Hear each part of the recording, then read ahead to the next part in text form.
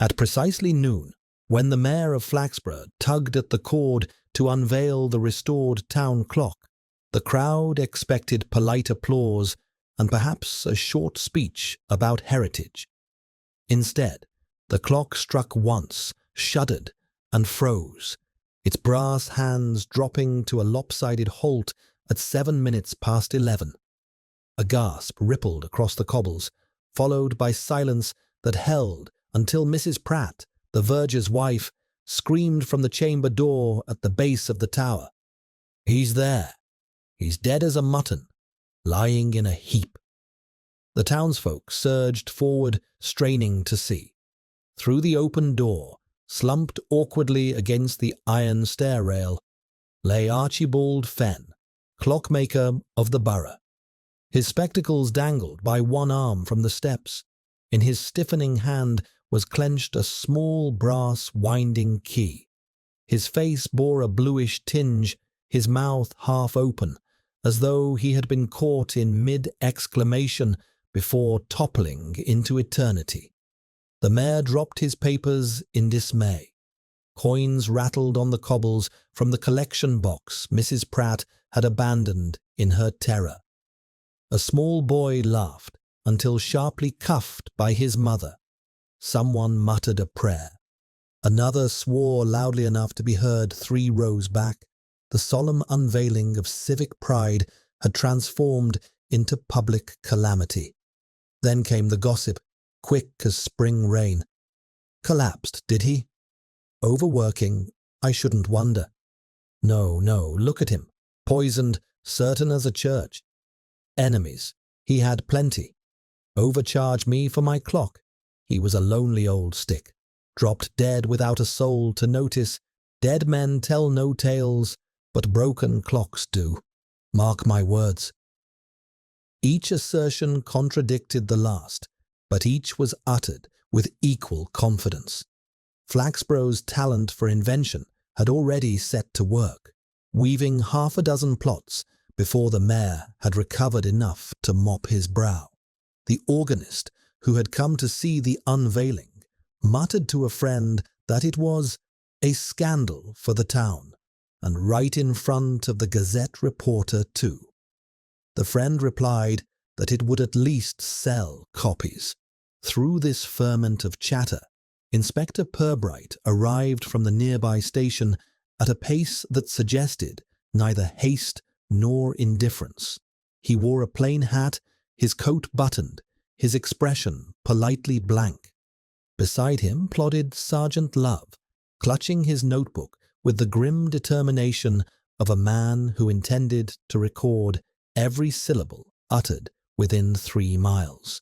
The crowd parted, murmuring louder, as if his presence alone added authority to their guesses. Purbright stepped into the chamber.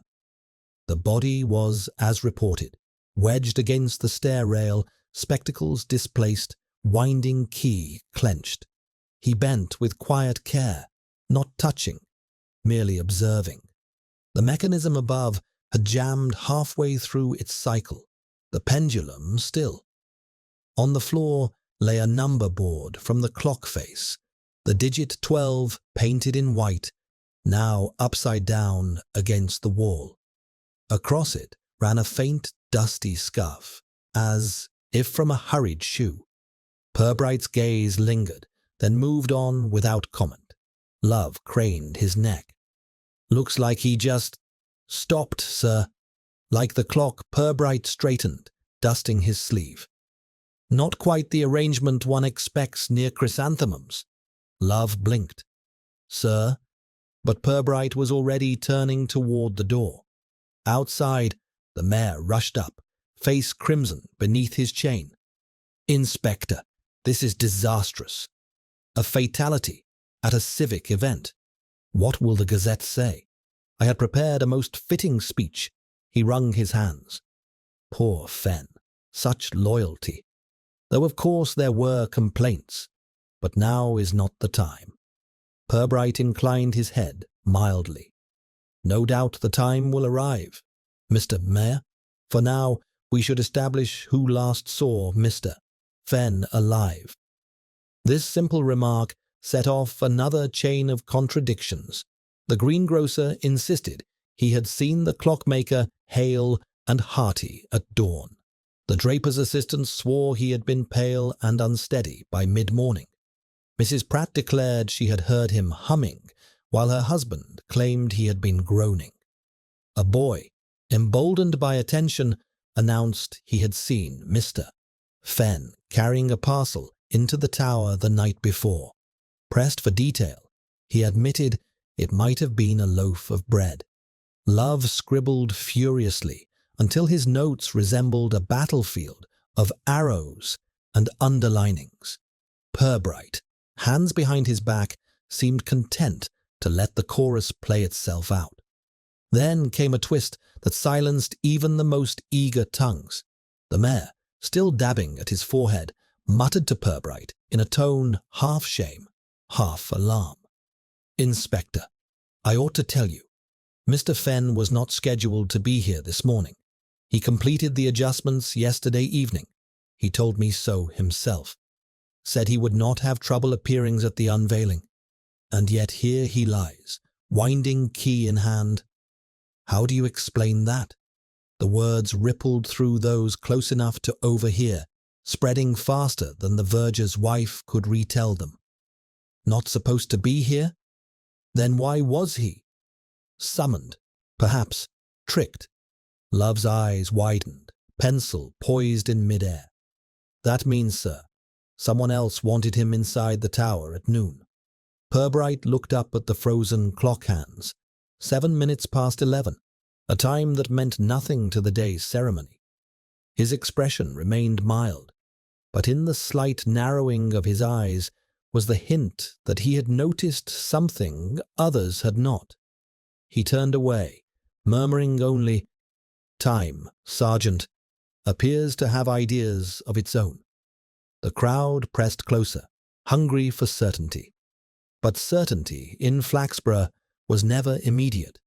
It was only the beginning of an argument. By late afternoon, Archibald Fenn's death had been explained and re-explained in half a dozen mutually incompatible fashions, each more elaborately embroidered than the last. In the draper's shop, Mrs. Beasley informed a queue of customers that Fenn had fallen victim to the wages of condensed milk, his fondness for which she had long warned him about. At the Swan Inn, Mr. Biggs declared, with ale-soaked authority, that Fenn had been poisoned on account of a gin debt. The verger, overheard outside the church, told anyone who asked that he had glimpsed a shadowy stranger near the tower the night before, though he admitted he had mislaid his spectacles at the time. And in the confectioner's, Mrs. Pargeter announced with relish that Fenn had been carrying a brown paper parcel into the tower, far too heavy for hymn books and much too small for a coffin.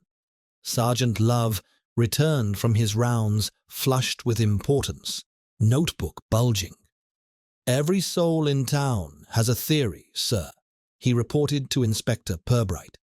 "I've written them all down, though it makes a tangle. One says poison, one says scandal, one says he was simply too thin to go on.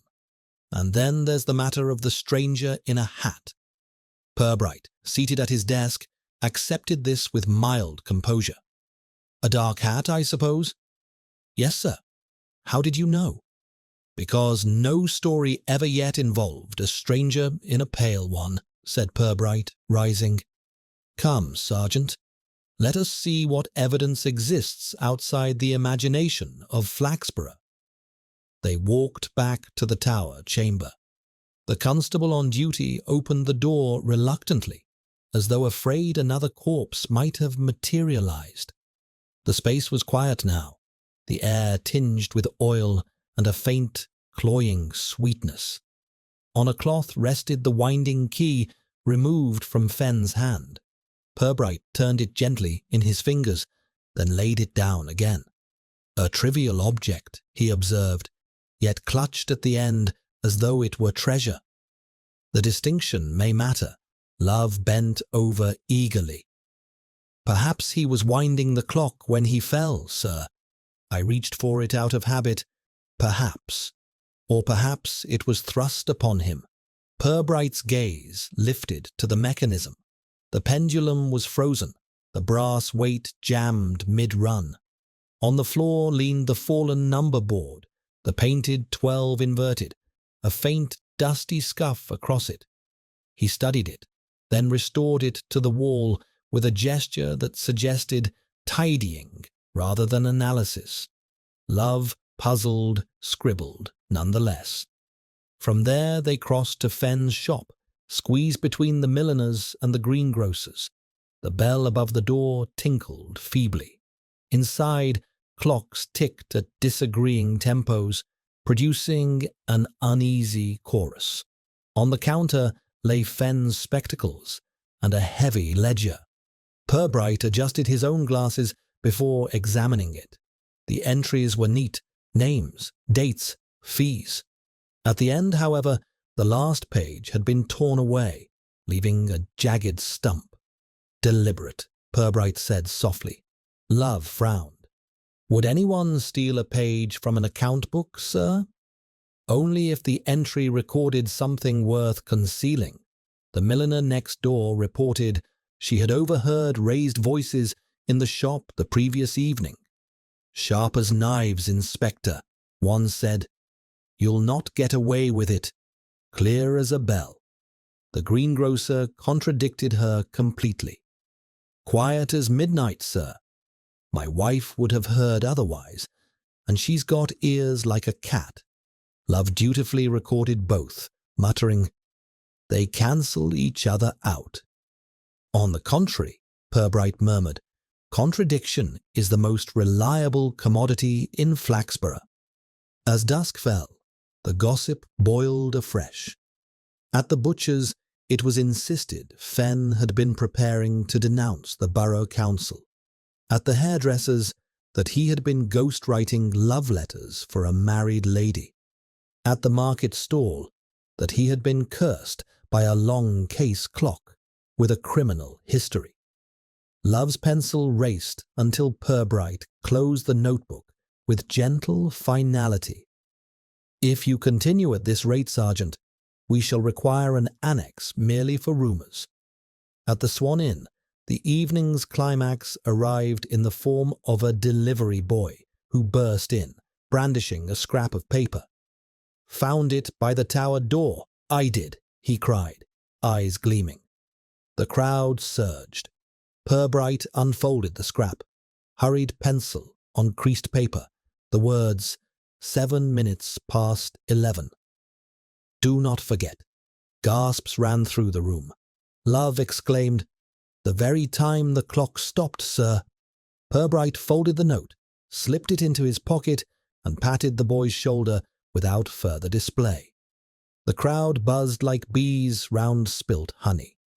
As they returned through the misty square, Love said, "Someone's playing games, sir.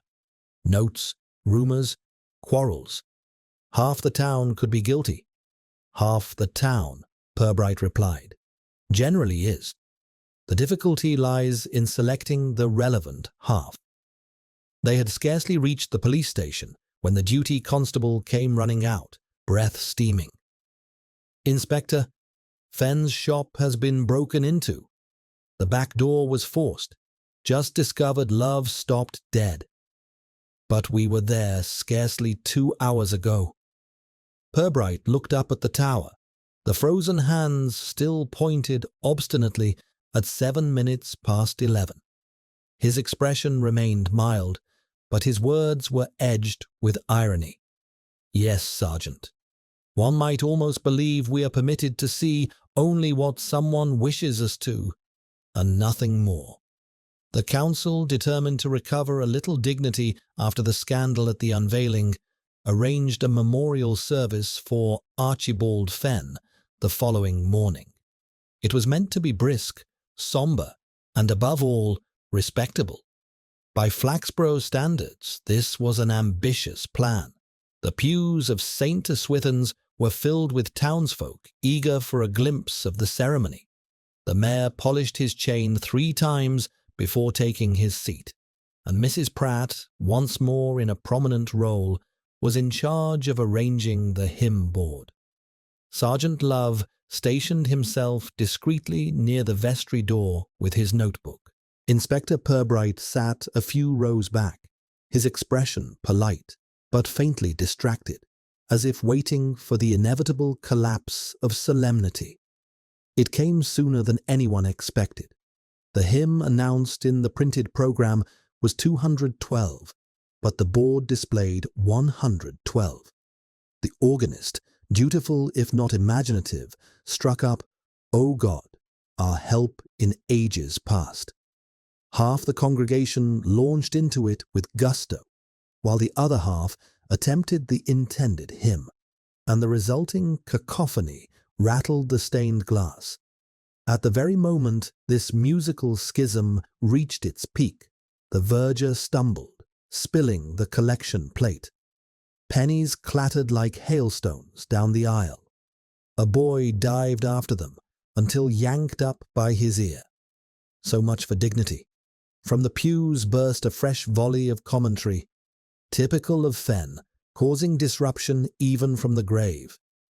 "Someone's meddled with the hymn board. Mark me. A message, plain as day. Nonsense. Just the verger's carelessness. He couldn't see daylight in a coal shed. Well, I call it a curse. The man tinkered with time too long. Don't be absurd. It's grief, that's all. Poor chap's beyond meddling now." Purbright's gaze travelled to the hymn board. Amid the crooked tiles, 1 digit protruded, wedged clumsily in the slot. When the service drew to a stuttering close, he rose and removed it. Behind the wooden numeral, folded tightly, was a slip of paper. He opened it in silence, Sergeant Love peering over his shoulder. The words were scrawled in the same hurried hand as the note found at the tower. "Time will not cover lies. 11/7. The gasps of those nearest spread swiftly, as though the message had been proclaimed from the pulpit. By the lich gate afterwards, the congregation became a parliament of speculation. Mrs. Pratt declared, 'The poor man had a list of enemies. This proves it. He meant to expose them.' Mr. Hubble, the verger, retorted, 'The door was locked all night. No one could have tampered with the board unless they had a key.' The milliner suggested darkly that Squire himself was implicated, having had dealings with Fenn. The greengrocer, with equal authority, insisted it was all the work of children. Each theory contradicted the next, and each was received with nods from some, scoffs from others. Love scrawled notes with determination, until Purbright said mildly, "We must leave space in the book for tomorrow's collection of impossibilities." Later that day, Mrs. Pratt arrived at the station in high dudgeon, demanding to speak. She carried an object concealed beneath her apron, which she produced with theatrical reluctance. "Found this under the pew this morning, Inspector.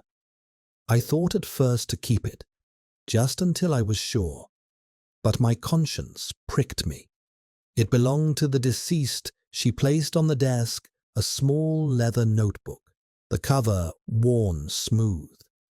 Inside, in Archibald Fenn's neat hand, were pages of accounts, payments for repairs, notations of parts supplied. Tucked among them was a curious entry. Squire Hargreaves, special adjustment 11/7. The figures beside it had been crossed through heavily. Love's eyes widened. "There it is again, sir. 11/7.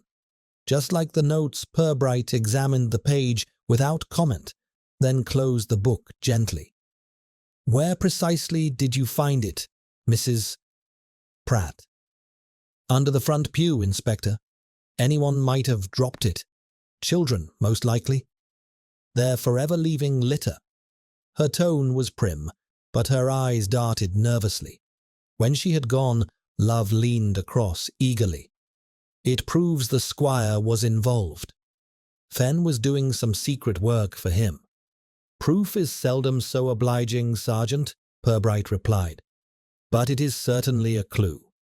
Whether genuine or planted is another matter. By evening, word had spread that the squire's name was written in Fen's book. At the Swan, patrons declared him guilty with gusto. Always throwing his weight about, said one. Wouldn't surprise me if he threw poor Fen down the stairs. At the bakery, a woman whispered that the squire had been seen sneaking into the tower at dawn. At the post office, the story grew grander. Fen had threatened to reveal financial improprieties, and the squire silenced him. The rumours reached such volume that by nightfall, the Hargreaves estate was besieged by gossipers peering through the gates. The squire, red-faced, issued a furious denial to anyone who would listen, which only strengthened suspicion. Purbright and Love returned to the square at dusk. The tower loomed above, its frozen hands unchanged. A constable approached with an object wrapped in brown paper. Found this outside the vestry door, sir. Inside lay a small brass cock, no larger than a shilling, with a streak of grease along one edge. On the wrapper was written in the same hand as the other notes, "The mechanism lies. Look at the hands." Love started. "Another message, sir, and another part of a clock." "Indeed," said Purbright mildly, slipping it into his pocket. "Either the culprit has an excellent sense of drama, or Flaxborough's clocks are attempting to form a union." As they prepared to leave, a man came stumbling across the square, waving his arms. It was the milliner's apprentice, pale and breathless. "Inspector, quick! The squire! He's collapsed in his study. They say he's dead." Love gaped. "The very man named in the notebook." Purbright's expression remained polite, but his eyes narrowed slightly. "Yes, Sergeant. Flaxborough appears determined not to let our investigation proceed too quietly." By the time Inspector Purbright and Sergeant Love reached the Hargreaves estate, the Georgian house was ablaze with light. Servants dashed across the gravel like anxious moths, while a small crowd had already gathered by the gates to speculate. Some insisted the squire had breathed his last. Others claimed it was merely a feint brought on by too much port. One woman confidently declared that she had seen the undertaker's cart arrive, though what she had actually seen was the milk van. Inside, the atmosphere was thick with brandy and alarm. Squire Hargreaves lay in a deep armchair, his complexion pale, but his breathing regular. A physician hovered, dabbing his lips with restorative spirits. "A seizure," the doctor announced, "brought on by excess strain. Quite recoverable, provided the patient abstains from excitement, which, in the squire's case, may be challenging." Love, clutching his notebook, whispered in relief. "So he isn't dead, sir?" Purbright's reply was gentle. "Not yet, Sergeant." "Which gives us the inconvenience of having to ask him questions." The squire opened bleary eyes, fixed on the inspector, and attempted a display of dignity. "A trifling attack, Inspector. Too much luncheon port and vexation with these tiresome rumours. I am not accustomed to being named in ledgers as though I were a tradesman. The whole thing is an insult." Purbright's tone was mild. "Nevertheless, Mr. Fen's book did record a special adjustment performed for you. Would you describe its nature?" The squire shifted uncomfortably. "A clock in the hall runs slow whenever there's an east wind. He promised to put it right. That is all. No conspiracy, no skullduggery. A trivial matter." He coughed. "And now, Inspector, I must insist on rest. My nerves are delicate." Purbright inclined his head politely. "Of course, sir. Delicate nerves deserve careful handling. He rose, and the physician bustled in with renewed authority, waving them away as though the patient were royalty. Outside, the garden path was already a theatre of gossip. Those gathered at the gates had been joined by others lured by news of the collapse, their voices carried in bursts. "They say he was poisoned, same as Fen." "No, no, just too much brandy again. Everyone knows his habits. He quarrelled with Fen over money. Everyone's heard." "Nonsense. It was a woman. Always women with that family." "Well, if he's alive now, he won't last. Pride kills quicker than poison." Love scribbled furiously until Purbright remarked, "At this rate, Sergeant, you'll have a novel rather than a notebook." They walked back toward the square as dusk thickened. Market stalls were being dismantled, and the gas lamps flickered uncertainly in the mist. Near the church, a small accident had occurred. A greengrocer's cart had overturned, scattering carrots, cabbages, and one indignant pig across the cobbles. Townsfolk rushed to corral the beast, only to halt when a small object rolled free from beneath the vegetables. A pocket watch cracked, its chain broken. Its hands pointed inevitably to 7 minutes past 11. The discovery caused a fresh uproar. "Another stopped watch," cried one, a sign sure as daylight. Another declared it proof of Squire's guilt, for he had been known to carry just such a piece. A third maintained it was merely a coincidence, while a fourth insisted it was a curse spreading from the tower to every timepiece in Flaxborough. Purbright accepted the watch from the constable, examining the cracked glass and faint scratches on its inner case. He slipped it into his pocket without comment. Love was less restrained. "It's the same time again, sir. That can't be an accident." "Accidents in Flaxborough," Purbright replied, "are rarely so consistent, which is what makes them interesting." By the time they reached the police station, rumours had swollen like a tide. At the Swan, patrons asserted that Fen had been crafting a collection of watches fixed to stop at the fatal minute. At the post office, the tale was that the squire had planted them to frighten his enemies. At the draper's, the story became more colourful still. The watches were cursed tokens of a secret society. Each version contradicted the last, but each gained fervent believers. Love sighed as he tried to record the lot. "They can't all be true, sir." "Precisely, Sergeant. That is what makes them so very useful." Later that evening, as mist curled low around the square, Purbright paused beneath the tower. The hands above remained frozen. From the shadows by the chamber door came the faint scrape of a shoe. By the time he looked, the figure had vanished. Stooping, he found a torn scrap of cloth on the step, black fabric smeared with oil. He placed it carefully in his pocket. Love, trotting up, asked, "Should we give chase, sir?" "Not at all. In Flaxborough, one is rarely short of suspects. Better to let them parade themselves."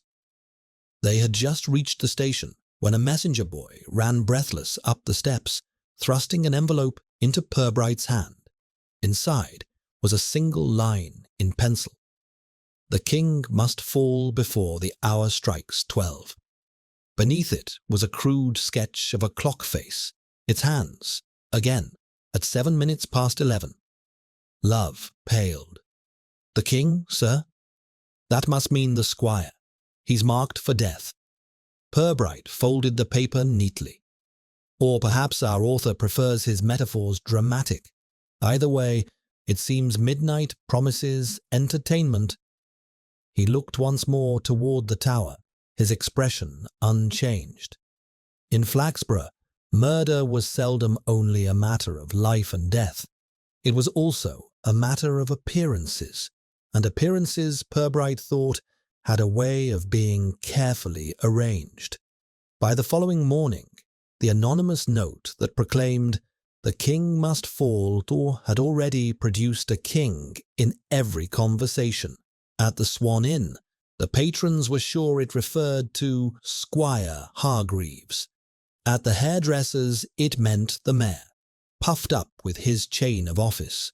In the draper's, it was agreed the title fit the church organist, who had lately been demanding higher fees. By breakfast, Flaxborough had 3 monarchs and as many plots to depose them. Into this muddle stepped a name that drew nods of satisfaction from nearly everyone: Josiah Bigwell, the auctioneer.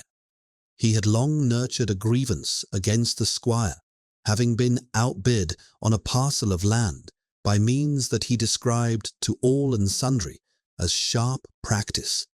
Several citizens recalled hearing him declare loudly that the squire would be brought down from his throne.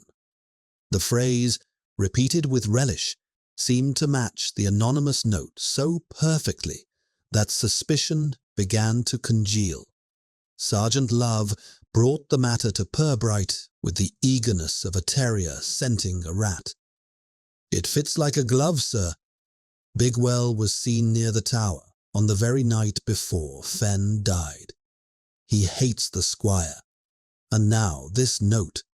It's practically a confession. "Practically," Purbright repeated mildly. "An attractive word, Sergeant, but not often found in indictments." Nevertheless, they paid a visit to Bigwell's office, a narrow warren above the drapers. The man himself, stout and red-faced, greeted them with forced joviality. "Inspector, Sergeant, come to place a bid on something. Have you? Fine set of candlesticks, if I may say so." Purbright inclined his head. "Alas, our business is less decorative. You were observed near the church tower the night before Mr. Fenn's death." Bigwell's cheer dimmed. "Who says so?" "Half the town," Purbright replied. "You may take your choice of witnesses." Bigwell blustered. "I was only walking off a council meeting. Needed air. Is that a crime?" "Not unless the air was particularly unlawful," Purbright said. "And yet you have also been heard promising to bring the squire down from his throne." Bigwell flushed deeper. "Idle talk. Who hasn't wished the squire knocked off his perch? But murder? Absurd. I'd sooner sell my own mother at auction." Love frowned. "That doesn't quite clear you, sir."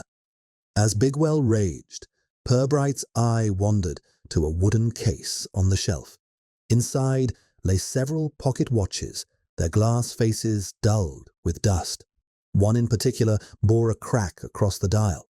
Purbright lifted it delicately. Its hands pointed to 7 minutes past 11. Bigwell sputtered. "Estate stock, Inspector, from a sale last month. Most don't even work." "I never looked at the times." Purbright replaced the watch without comment. Love scribbled furiously, convinced the case was solved. By the time they left, rumor had beaten them to the square. It was declared certain that Bigwell possessed a whole drawer full of stopped watches. The verger added, with mysterious authority, that each was engraved with the squire's initials. At the grocer's, a schoolboy improved the tale further. Bigwell had been seen with a sack marked "Poison." The auctioneer found himself besieged by townsfolk chanting, "Down with the king killer," until he retreated behind his shutters, shouting denials through the cracks. Love reported this with satisfaction. "The town has it right for once, sir." "He must be guilty." Purbright's voice was patient. "Sergeant, when Flaxborough unites in certainty, it is time to be most cautious." That evening, while choir practice droned within the church, a crash in the vestibule drew singers running.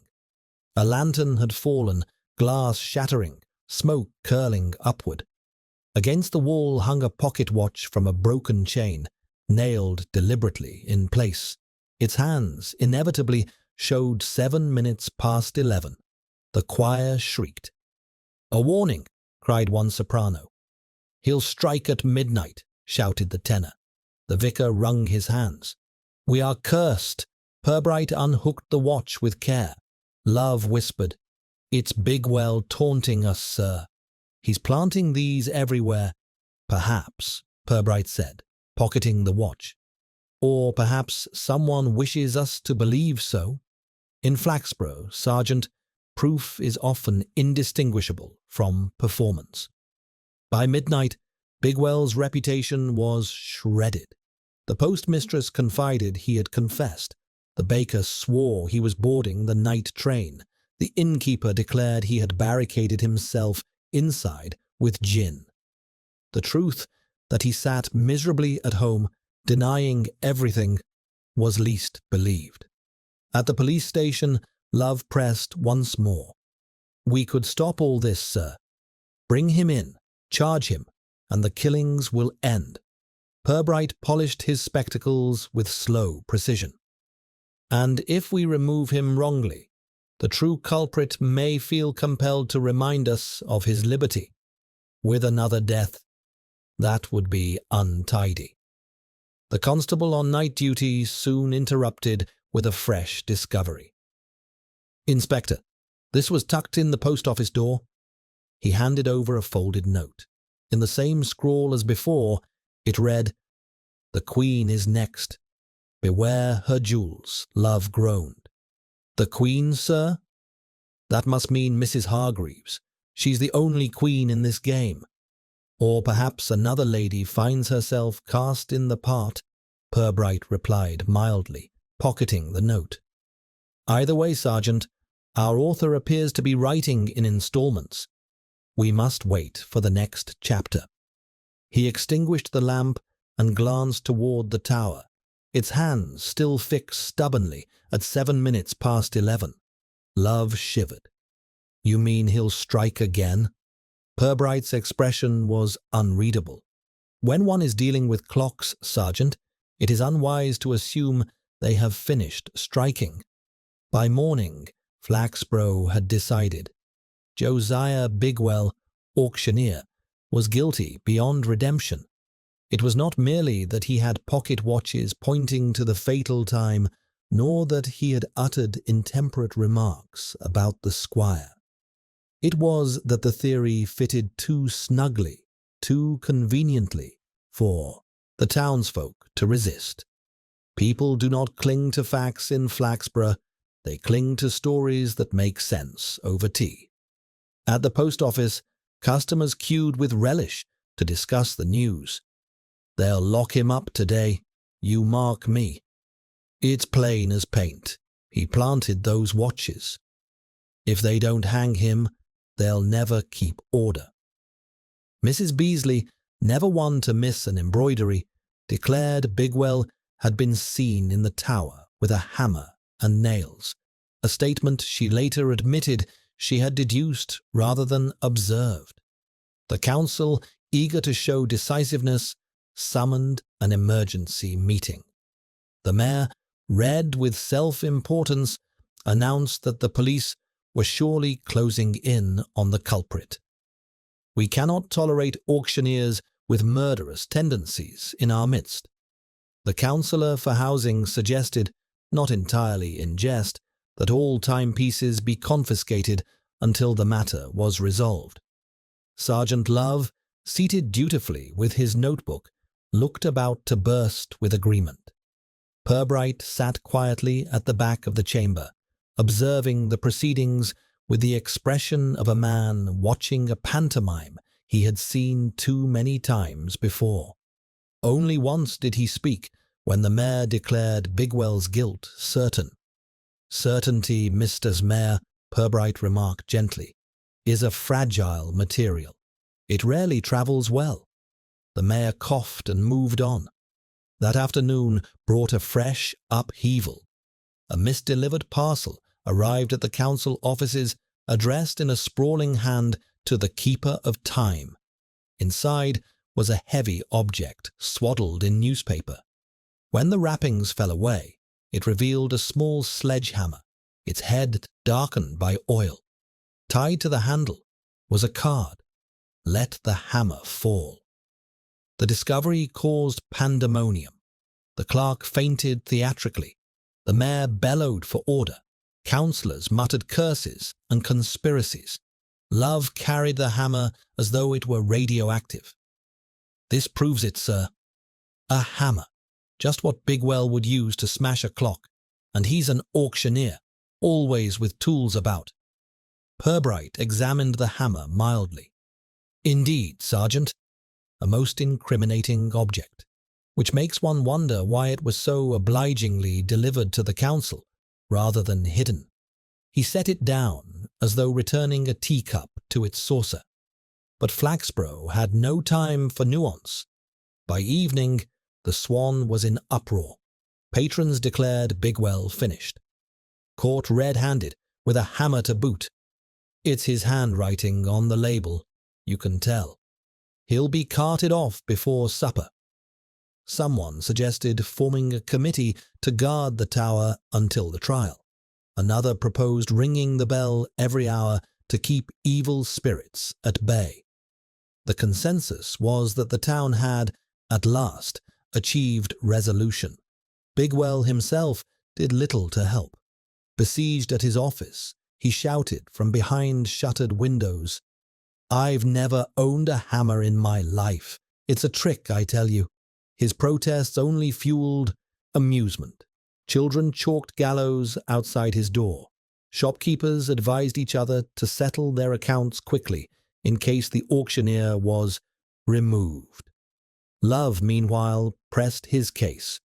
"We could end this tonight, sir. The evidence is piling high. Watches, threats, and now a hammer. What more do we need?" "A modicum of truth," Purbright replied dryly. "But that is rarely as fashionable as appearances."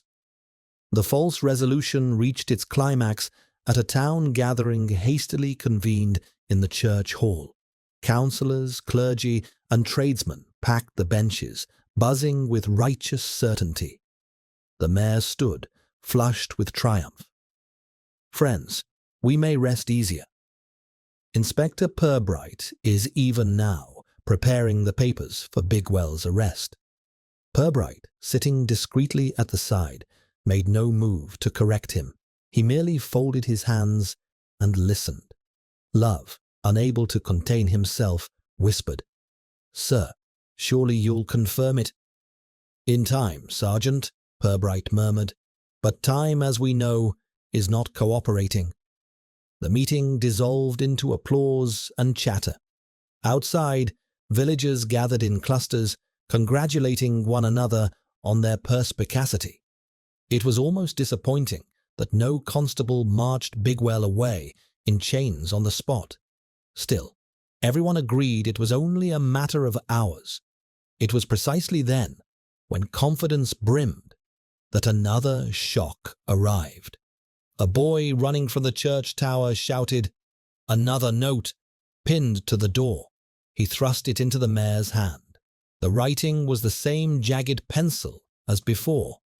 "The Queen will fall before the King. 11-7 remains." The crowd gasped. Someone cried, "It means Mrs. Hargreaves. She's the next." Panic spread like spilled ink. Women clutched their handbags. Men muttered about forming a guard. The comfortable theory, so carefully constructed, cracked like an egg. If Bigwell was guilty, how could the notes continue? Love looked stricken. "But sir, if he's guilty, who's writing these?" Purbright, watching the crowd surge, replied softly, "That, Sergeant, is the difficulty with scapegoats. They tend to bleat at the wrong moment." The hammer lay on the council table, heavy with implication, but the note fluttered in the mayor's trembling hand, heavier still with contradiction. Flaxborough had built its solution on sand, and the tide was already lapping. The following morning found Flaxborough in a state of nervous contradiction. Only the night before, the town had rejoiced in Bigwell's supposed guilt, congratulating itself on swift justice and neat solutions. Yet the new note pinned to the church door, ominous and anonymous, unsettled their satisfaction. If the auctioneer was the villain, how did the threats continue? At the Swan, where news was ladled out with the beer, the talk grew wild. It's a trick. He's got accomplices. Nonsense. He can't write from a cell, can he? He isn't in a cell, you ninny. Then why's he not arrested? Because the police are always slow when you want them fast. The contradiction that nobody admitted was that they wanted certainty more than truth. Purbright, however, moved through the town with his customary calm. His presence in the market square, hands tucked neatly behind his back, drew wary nods. He paused at stalls, not to buy but to look, as if vegetables and bolts of cloth might whisper secrets. Love trailed behind, dutiful but uneasy, a terrier at the heels of a philosopher. "Sir," he ventured, "you don't think Bigwell's guilty, do you?" Purbright regarded a pyramid of apples. "Guilt, Sergeant, is rarely so obliging as to present itself gift-wrapped." He selected one apple, turning it to reveal a bruise on the hidden side. Appearances are much the same. The morning brought a fresh distraction. Mrs. Hargreaves, the church organist, whose name now trembled under the threat, "The Queen will fall before the King," arrived at the police station, pale and determined. She clutched a small velvet purse, embroidered with faded roses.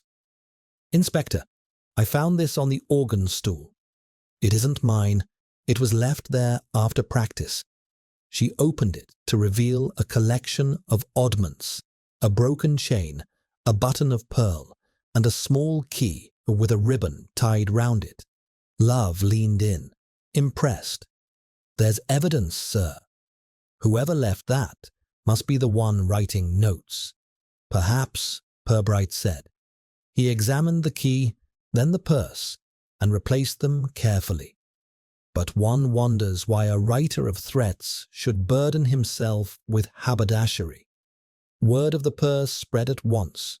By afternoon, the town was abuzz with theories. "It's Bigwell's, without a doubt. He's forever dropping things at sales." "No, no, it's Mrs. Hargreaves planting it for attention." What if the ribbon means a woman's hand? Or a man trying to look like a woman? As usual, speculation bred faster than rabbits.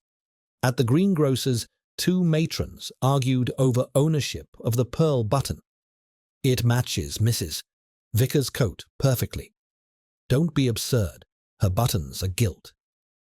At the Swan, the broken chain became the remnant of a pocket watch stolen from the tower, though nobody could explain how it travelled to the organ stool. The key, meanwhile, was promoted by evening gossip into the master key of all Flaxborough's locks. Love, scribbling in his notebook, tried to keep up with the flood of accusations. "There must be something in it, sir. Why else would the purse be left at the organ?" Purbright answered mildly, "Why indeed, Sergeant? Unless it was meant to be found." That evening, the church hall hosted a practice for the harvest concert. Half the town crammed in, humming tunelessly, more interested in gossip than melody. Purbright and Love sat quietly at the back, observing the theatre of suspicion. Each arrival was scrutinized, each cough interpreted. Mrs. Hargreaves played with nervous vigor, her fingers darting as if the notes themselves might betray her. Midway through rehearsal, a comic mishap lightened the tension. The vicar, adjusting hymn numbers, dropped a board which clattered against the floor with such force that a terrified soprano screamed. Laughter broke the spell of solemnity but whispers resumed at once. "It's a sign. The hymnboard foretells another fall." Purbright alone noticed that one hymn card bore a faint smudge, a scuff across the corner, as though rubbed by a dirty thumb. He said nothing, merely filed it away in the quiet cabinet of his mind. After the rehearsal, Love reported earnestly, "Everyone's convinced Bigwell's behind it, sir, even if he's not the only hand. They say he had quarrels with half the choir about fees for the auction of the old organ, an auctioneer who cannot auction his reputation," Purbright murmured. "That is indeed a difficulty." The next day, Bigwell himself was cornered at his office. Pale, indignant, he thrust a paper into Purbright's hands. It was an invoice from a Birmingham supplier, dated the very evening of the supposed hammer delivery. "See? I was nowhere near your cursed council offices. This parcel, this hammer, wasn't mine." His hand trembled as he pointed to the signature of the carrier. Love muttered, "Anyone could fake that." But Purbright studied the document carefully. The details, the handwriting, the carrier's mark, all bore the ordinary stamp of truth. "It seems, Sergeant," he said quietly, "that Mr. Bigwell may be guilty of bluster, but not of hammers. Yet if Bigwell was exonerated, who then bore the town's blame?" That question rattled through Flaxborough like a penny in a tin. Suspicions shuffled rapidly. Some accused Mrs. Hargreaves herself, whispering of jealousy and organ funds. Others named young Freddie Mott, seen loitering near the tower with ink-stained hands. Still others pointed at the mayor's secretary, whose fondness for riddles was well known. Each fresh suspicion satisfied no one for long. The velvet purse became a travelling exhibit, passed from hand to hand. Children peered at it, matrons sniffed at it. Men speculated whether the key opened a chest of gold. A grocer swore the ribbon matched that on parcels from the drapers. The draper, affronted, declared it was foreign silk, far beyond his stock. Purbright let the town wrestle with itself. He noted who pressed the theory hardest, who shifted ground quickest, and who remained oddly silent. Love, less patient, grew anxious. "But, sir, if Bigwell's innocent, then we're back to nothing. The town's expecting an arrest." "Then we must not disappoint them, Sergeant. We shall provide them with something to talk about, though perhaps not what they expect."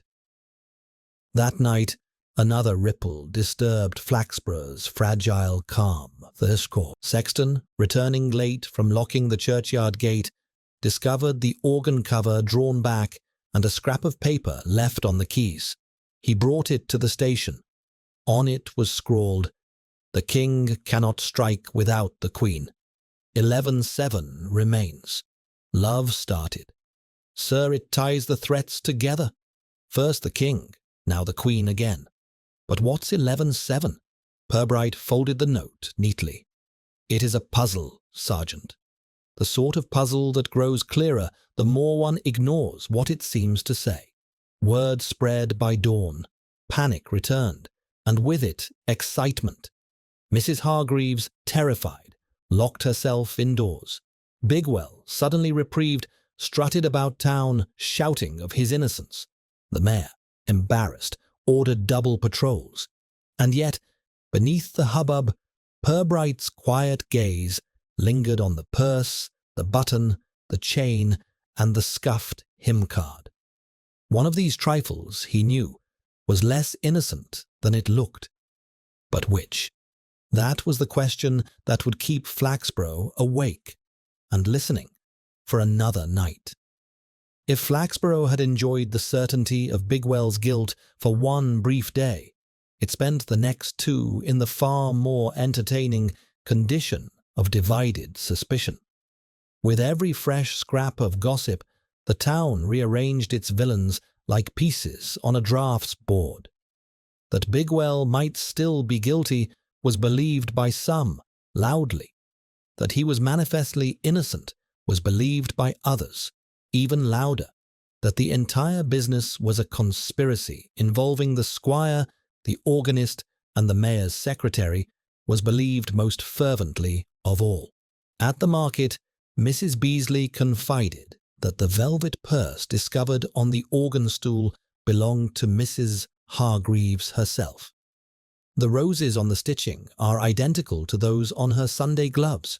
She dropped it, then pretended to find it. Mark my words. To this, Mrs. Pratt responded with indignation. Nonsense. It was planted to discredit a respectable woman. That ribbon is foreign, Spanish silk. My cousin saw some in Brighton, a fishmonger cut in, claiming it was the ribbon from a chocolate box, while a passing clerk muttered darkly that it was Masonic. Each version added heat, not light. Sergeant Love, harried by contradictory reports, tried to pin matters down. "If only we could prove who handled the purse last, sir," he said, bringing the object to Purbright at the station. "We'd have the culprit at once." Purbright turned the purse in his hands, noting the faintest smear of candle wax on one corner.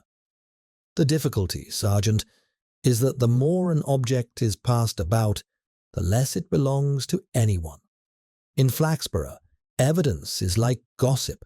Everyone touches it until no one owns it." Still, the purse continued its career as the town's favourite exhibit. The pearl button inside was variously declared to belong to Mrs. Vickers' Sunday coat, the mayor's secretary's blouse, or a sailor last seen in 1907. The broken chain was argued over. In the Swan, half the patrons convinced it had once held a watch stolen from the squire, the other half sure it came from a cheap toy. The small key with its ribbon enjoyed the most dramatic career of all. By tea time, it had opened the tower, the vestry, the borough safe, and, according to one inspired grocer, the very gates of hell. It was at the Swan, during this storm of speculation, that a fresh voice joined the fray. Young Freddie Mott, an apprentice typesetter at the Gazette, announced loudly that he had been in the church hall late the previous night, checking the boards for rehearsal. There, he claimed, he had found a hymn number card out of place, smudged and marked, as if someone had written on it and rubbed it out. Clear as day, his declaration caused uproar. A hymn card, scrawled upon in secret, was more thrilling than any purse. Purbright, summoned quietly by the landlord, examined the board in question. On its back, faint pencil marks lingered, the crude outline of a clock face, its hands drawn at 7 minutes past 11. Love gasped. "There it is again, sir." 11:07. "Whoever left this has been planning it for days." Purbright ran a finger over the smudge. "Planning or performing? The distinction, Sergeant, may become important." The discovery did little to quiet the town. Instead, suspicions shifted once more. The hymn card implicated anyone with access to the church hall, which in Flaxborough meant nearly everyone. Mrs. Pratt insisted it proved the verger's guilt. "He's always hanging about the boards." The milliner claimed it was the organist, desperate for attention. The innkeeper whispered that the mayor's secretary often borrowed hymnals for typing practice. Each assertion was delivered with the conviction of Holy Writ. Love grew frustrated. "Sir, it's like chasing smoke. We can't hold the town at bay forever." "We don't need to hold it, Sergeant," Purbright replied mildly. "We need only observe the direction of the drought." The following afternoon, another set-piece disruption arrived. The Borough Council, eager to reclaim control, staged a small ceremony to reassure the public. A wreath was to be laid at the tower base in memory of Fen, accompanied by solemn words from the mayor. But when the wreath was lifted from its crate, a shriek went up. Tangled among the chrysanthemums lay yet another stopped watch, its cracked face glinting. The hands pointed, as always, to 7 minutes past 11. The crowd erupted. Another! It's a curse! Planted, without a doubt, Bigwell again. No, it's the squire. He's the king, and he's terrified. Nonsense. It's the organist. They're all mad as fiddlers. Purbright, standing discreetly aside, observed the watch with the same mild expression he might have reserved for a slightly overdone soufflé. He placed it in his pocket, without fanfare. Love whispered urgently, "It's becoming impossible, sir. The killer's mocking us." "Mockery, Sergeant," Purbright said, "is one of the cheapest forms of entertainment. It grows stale when overindulged." That night, while the town argued itself hoarse, a quieter clue emerged. Constable Brigg, making his round near the drapers, noticed a piece of wax clinging to the window ledge. It bore the impression of a key's teeth, pressed as though moulded deliberately. He carried it to Purbright, who examined it by lamplight. The impression did not match the small key from the velvet purse. It was larger, sharper, and unmistakably recent. Love, peering over his shoulder, exclaimed, "Then the purse key is a red herring. Someone planted it to lead us astray." "Precisely," Purbright murmured, pocketing the wax. "Which suggests our culprit is more interested in producing theatre than in concealing tools."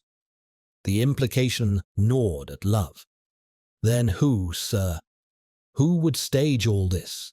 Watches, notes, purse, keys? Purbright regarded him with faint amusement. "In Flaxborough, Sergeant, almost anyone. But one in particular has had more opportunities than most before Love could ask further." Another interruption arrived. A messenger from the Gazette brought a fresh slip of paper, slipped under their office door. The writing was jagged, familiar. "Time has stopped for the king. Tomorrow, the queen." Beneath it was a sketch, not of a clock this time, but of a chessboard, with the queen's piece toppled beside the king. Love's face paled. "Sir, this means another attack, within hours." Purbright folded the note with the same mildness as always. "It means, Sergeant, that our author is fond of games. Whether he intends to play them with pieces or with people remains to be seen." He glanced once more toward the silent tower. The hands, stubbornly fixed, pointed forever at 7 minutes past 11. And Purbright, unlike the townsfolk, seemed to find reassurance rather than terror in their refusal to move. The Gazette, always hungry for spectacle, announced that the annual charity auction would proceed as planned in the town hall. The councillors agreed reluctantly, hoping the event might restore calm. "Nothing soothes the public," declared the mayor, "like bidding against their neighbours for bric-a-brac."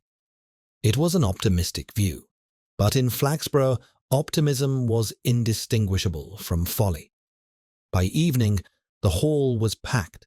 Stalls overflowed with donated curiosities, chipped china, embroidered footstools, a painting of dubious origin, and a mound of alarm clocks whose faces stared blankly like a jury. At the centre stood the auctioneer's podium, hastily reassigned to Councillor Perks after Bigwell had been judged unsuitable. Perks, perspiring freely, cleared his throat as if preparing for a sermon. Purbright sat toward the rear, hands folded, while Love hovered anxiously nearby with a notebook poised. The first lots went without calamity: 2 candlesticks, a set of fishing reels, and a box of novels. Then came a minor drama. The painting, a lurid seascape, was bid up furiously by two matrons until one fainted from the exertion. The audience, pleased, regarded the incident as high entertainment. Perks dabbed his brow and moved on. It was when a mahogany case of clocks was wheeled forward that the evening shifted from farce to scandal. With theatrical flourish, Perks opened the lid. Inside lay a neat row of timepieces, their hands uniformly fixed at 7 minutes past 11. The hall erupted. Some gasped, others laughed nervously, and one man shouted, "The curse!" It's followed us here. Perks dropped his gavel in shock. The clocks, stacked precariously, toppled like dominoes. Glass shattered, springs pinged, and one small alarm burst into tinny ringing before expiring. In the pandemonium, a slip of paper fluttered to the floor. Love snatched it up and read aloud, "The Queen's hour approaches. 11:07 forever." The uproar was immediate. Bigwell again. He planted them. "No, it's the organist. She had access to the hall." "Rubbish. It's the mayor's secretary. She typed the invitations. She knew the lots." "I tell you, it's the squire. He's striking at society itself." "Perhaps it's the Gazette. They thrive on scandal." Love, struggling to be heard, announced, "This is proof the culprit means to strike tonight," which only increased the volume. Some surged toward the doors, others pressed to the stage for a closer look at the cursed clocks. Perks, crimson and sweating, waved his arms in vain. Purbright alone remained seated, expression calm, as though watching a play reach its expected climax. When order was partially restored, Purbright stepped to the fallen clocks. He lifted one carefully. Its hands, like the others, pointed to the fatal time, but on its back was scratched a faint initial, B. He examined several more. Each bore a different letter, P, H, M. He replaced them without remark. Love, watching, whispered, "It's a code, sir." "Some kind of message." "Or an alphabet soup," Purbright murmured. "We shall see." The remainder of the auction limped on, punctuated by nervous glances. Purchases were made hastily, with little haggling. Few cared what they bought. Everyone cared who might be watching. By the end, the hall buzzed less with satisfaction than with suspicion. In the square afterward, gossip churned like a tide. The clocks, the letters, the note, each became ammunition. The B stands for Bigwell. No, it's Beasley. She donated crockery. The P is for Perks. He's guilty. H for Hargreaves, the squire. M for the mayor, naturally. Each interpretation was delivered with conviction, and each cancelled the last. Love trudged beside Purbright, frustrated. "It must mean something, sir." Nobody carves letters by due chance. Quite so, Sergeant. Which is why one should ask whether the letters were meant to enlighten or merely to amuse. They had not gone far when another interruption came running. The organist's nephew, pale and out of breath, carried a small parcel. "This was shoved under our door, Inspector." Auntie was too frightened to open it. Purbright unwrapped the string. Inside was a necklace, paste jewels, cheap but gaudy. Fastened to the clasp was a note. "The Queen's jewels will betray her. Midnight." Love's face drained. "The Queen again, sir." "It must mean Mrs. Hargreaves. He intends to kill her tonight." Purbright examined the necklace with mild curiosity, then pocketed it. "Paste, Sergeant. And a poor imitation at that. Whoever sent it has a taste for theatre rather than gemstones." Still, word spread by dawn. By breakfast, half the town believed Mrs. Hargreaves doomed before midnight. At the bakery, Customers whispered that the necklace had been stolen from her dressing table. At the draper's, it was insisted she had purchased it herself as part of a charade. At the post office, the tale turned more extravagant. The jewels were genuine, part of a secret dowry. Each story was embraced with fervour, discarded just as quickly. Mrs. Hargreaves herself appeared at the station, trembling. "Inspector, I cannot endure this. My name is in every mouth. These notes, they will kill me by gossip, if not by violence." She held out her hands, ink-stained from organ practice. "Look at them. Does this look like a murderer's hand?" Purbright reassured her politely, then let her go. Love whispered, "She seems harmless enough, sir." Harmlessness, Sergeant, is often most effective when convincingly performed. That evening, as the town attempted uneasy sleep, another discovery jolted it awake. A constable patrolling near the tower found the church door ajar. On the step lay a chess piece, a wooden queen, scuffed and smeared with wax. Carved crudely into its base were the figures, 11 to 7. Love, when summoned, stared at it with dread.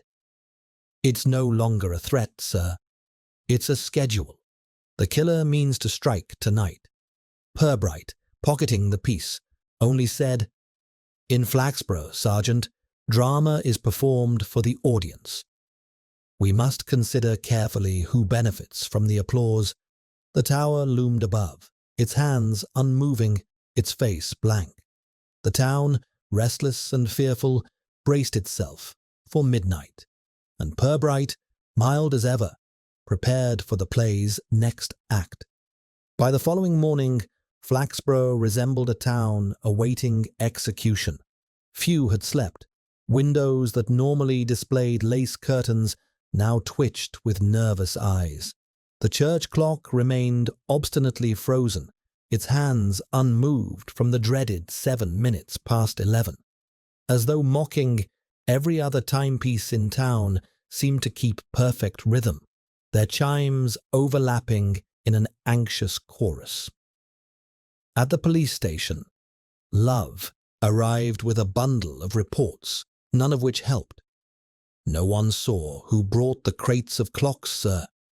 The hall porter insists they were delivered anonymously, and the handwriting on the notes, it varies.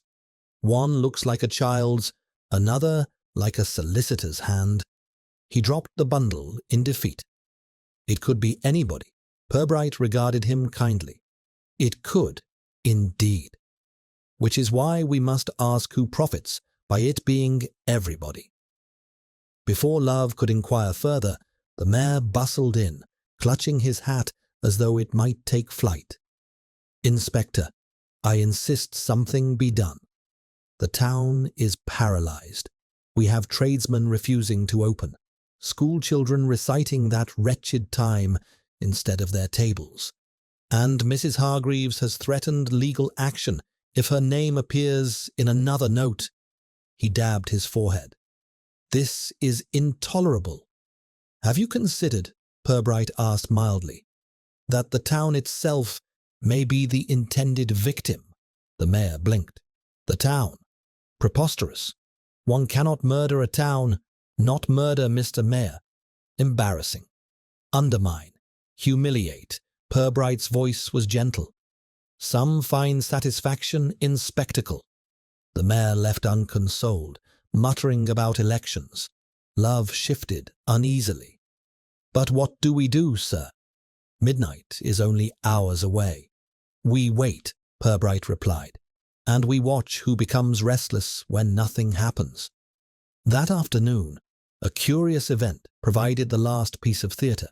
The postmistress, sorting the day's letters, found one envelope addressed not to a resident, but to the Queen of Time.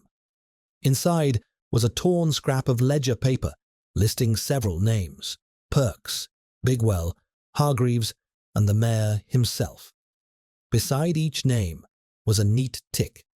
At the bottom was scrawled, "Final tonight." The ledger scrap was delivered to Purbright. He turned it over carefully. On its reverse were columns of numbers, payments, arrears, and dates.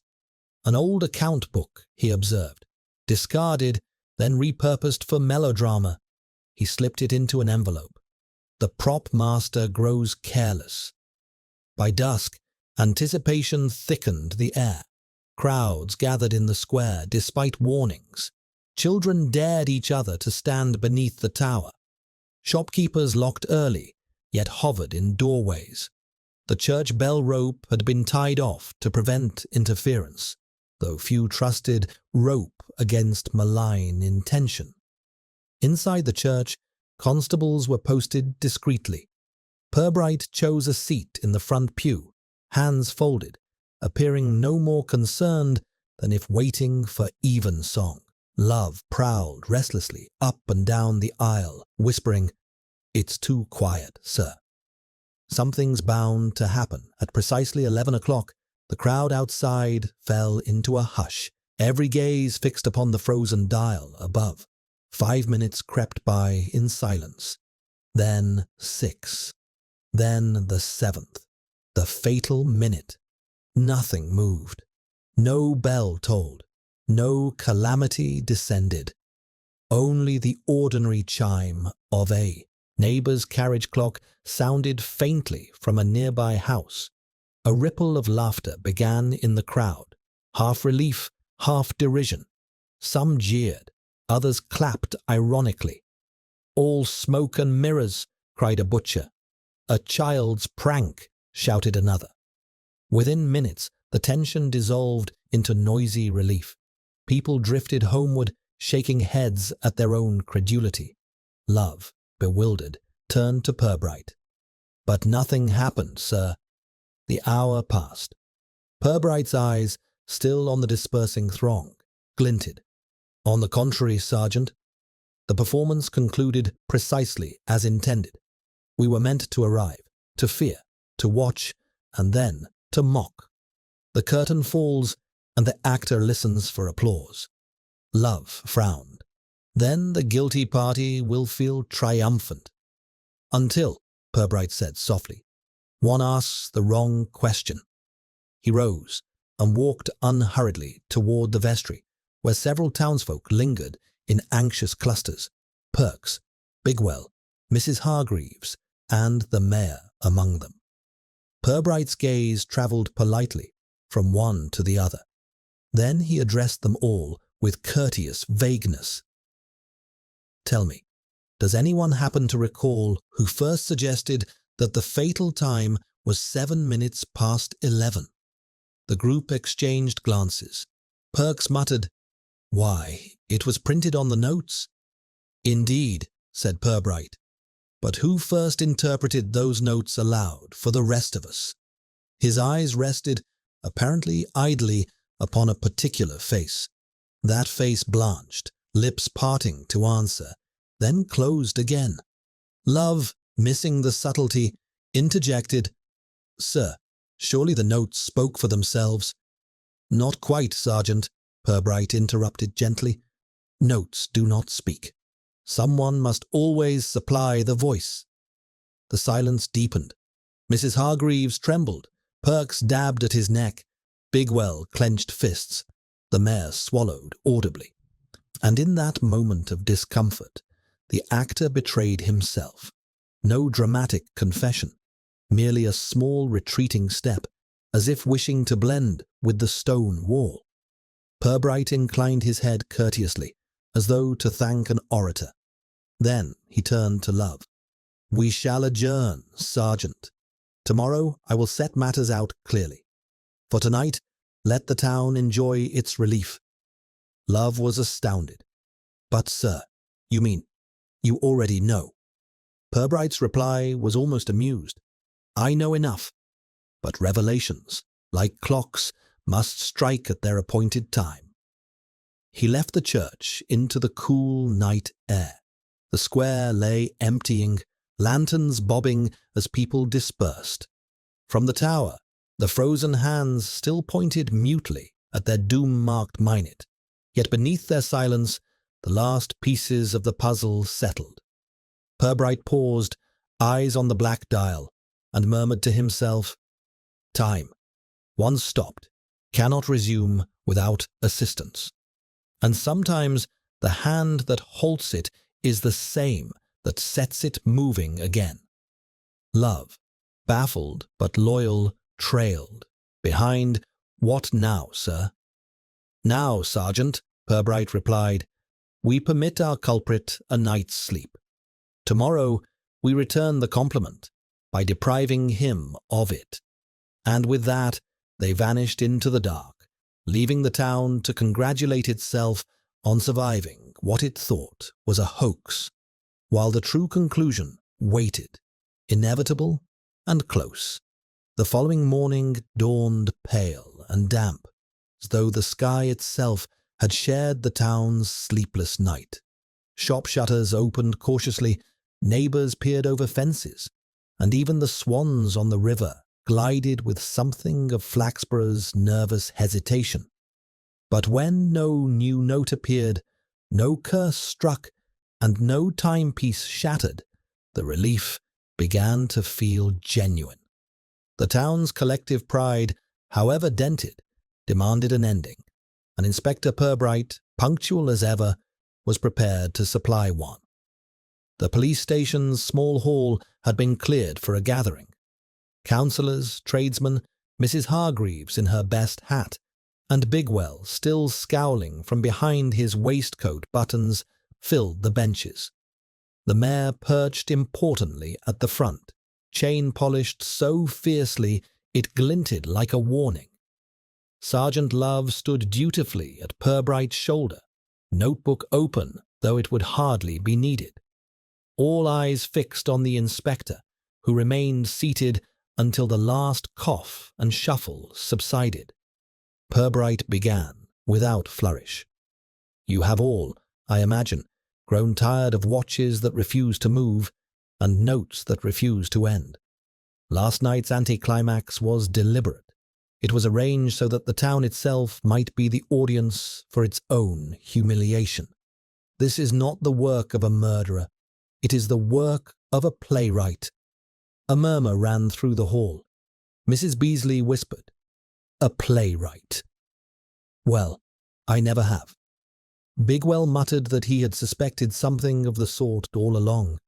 Love raised his pencil anxiously, as if unsure whether to underline playwright twice. Purbright continued, mild as always. "Consider our props. First, the winding key was found in Fenn's hand. It was no instrument of death, merely a symbol, clutched as though to begin the drama. Then the fallen number board, conveniently scuffed. The purse with its oddments, the hammer parcel, the stopped watches by the dozen. Each arrived not hidden, but presented. Not to conceal, but to display. He gestured toward the cracked pocket watch on the table. Even the time itself, 7 minutes past 11, was theatre, repeated until it gained the status of superstition. Yet none of you, I suspect, recall who first spoke of it aloud. He allowed the pause to deepen. It was Councillor Perks during the memorial service. He alone explained the meaning of the digits on the first note. And from then on, we obediently interpreted every fresh scrap through the same lens. Our actor had provided the script. All eyes swung toward Perks. His face reddened. "Nonsense. I merely repeated what was written." Purbright inclined his head. "On the contrary, Councillor. The note said only, 'Do not forget. 11/7. You were the one who proclaimed it a time, and more precisely, the fatal time of Mr. Fenn's death. It became the spine of the performance. From that moment, every watch, every chess piece, every scrap of paper gained authority. The hall erupted with whispers. Mrs. Pratt hissed, 'I always thought he looked theatrical.' The verger murmured about rehearsals. Bigwell, triumphant, bellowed, 'I said it wasn't me.' Purbright raised a hand for calm. Mr. Fenn did indeed die, but of natural failure. His collapse in the tower was untimely, but not murderous.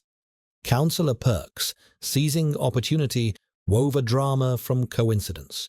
He retrieved ledger scraps, planted watches, penned notes, and scattered clues, each designed to keep suspicion circling. Why? For notoriety, for amusement, and, I suspect, for the pleasure of being central at last in a town that seldom noticed him. Perks spluttered. Outrageous! Slander! You cannot prove— Purbright's voice remained gentle. Your hand was betrayed, Councillor, by enthusiasm. Who but you had access to the council's storerooms for crates of clocks? Who but you knew the delivery schedules to insert a hammer parcel? And whose handwriting, when examined beside the minutes of council meetings, matches the jagged scrawl of every threatening note? The game, I'm afraid, has ended.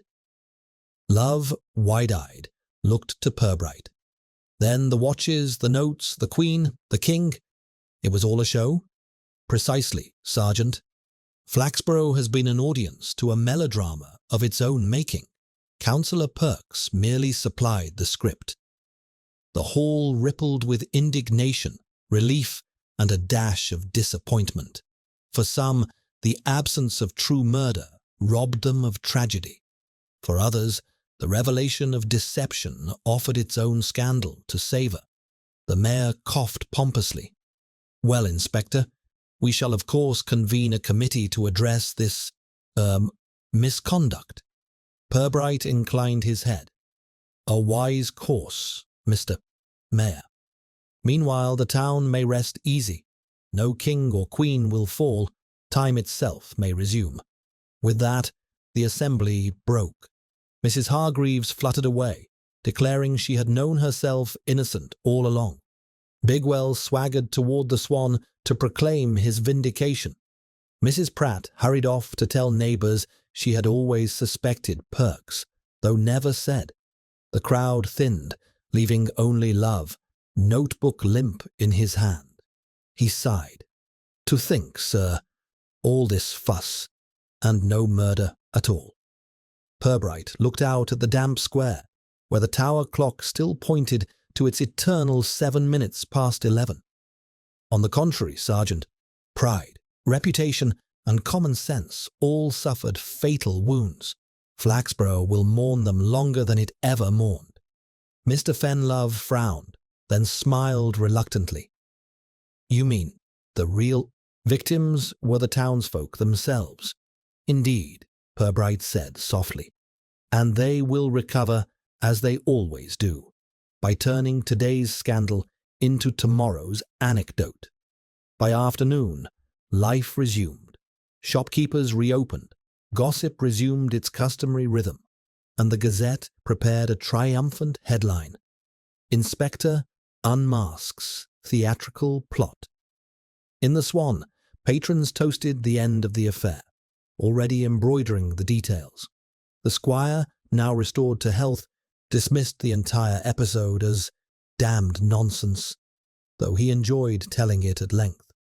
Only Councillor Perks, quietly removed from office, faded into embarrassed obscurity. Purbright and Love, walking back to the station, passed beneath the silent tower. Love glanced upward. Shall they ever mend the clock, sir? Purbright smiled faintly. I imagine not in haste. It has found a more useful function. Reminding us of folly, he adjusted his hat. And Flaxborough, Sergeant, requires frequent reminders. The inspector's tread remained steady, his expression calm, as the town exhaled into routine once more. The hands on the tower stayed fixed at their eternal, infamous minute.